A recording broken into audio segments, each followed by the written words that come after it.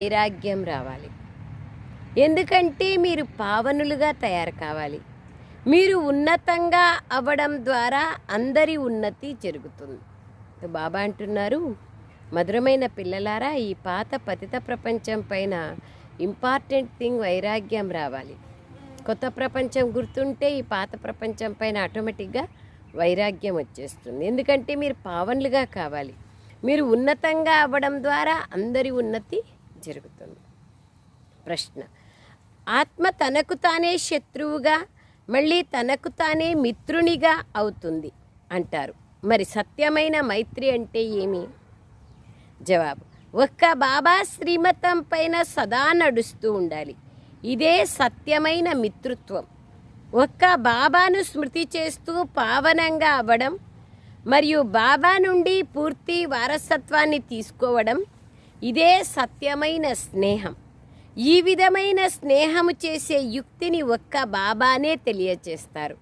సంగమ యుగంలోనే ఆత్మ తన మిత్రునిగా అవుతుంది. శ్రీమతం పైన నడిస్తేనే సత్యమైన మిత్రత. బాబాని స్మృతి చేసి పావనంగా అయ్యి పూర్తి వారసత్వాన్ని తీసుకోవడమే సత్యమైన స్నేహం. ఈ స్నేహం చేసే యుక్తి ఒక్క బాబానే చెప్తారు. సంగమ యుగంలోనే ఆత్మ తన మిత్రునిగా అవుతుంది. ఎందుకు? ప్రాప్తిని పొందుతుంది సంగమ యుగంలోనే.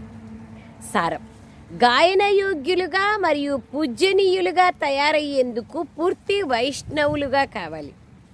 మీ ఆహార వ్యవహారాల శుద్ధితో పాటు తప్పకుండా పవిత్రంగా ఉండాలి. ఈ అమూల్యమైన జీవితంలో సేవ చేస్తూ అనేకుల జీవితమును శ్రేష్టంగా తయారు చేయాలి. ఈ అమూల్యమైన జీవితంలో సేవ చేస్తూ అనేకుల జీవితమును శ్రేష్టంగా తయారు చేయాలి.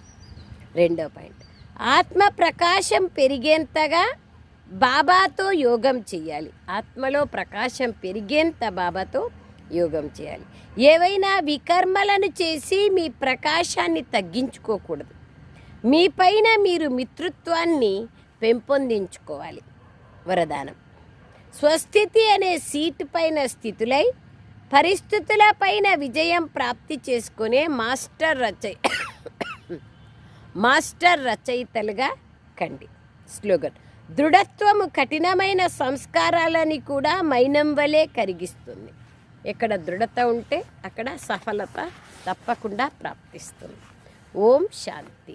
పాట: నీవు నిద్రించి రాత్రిని పోగొట్టుకున్నావు, తింటూ పగలుని పోగొట్టుకున్నావు.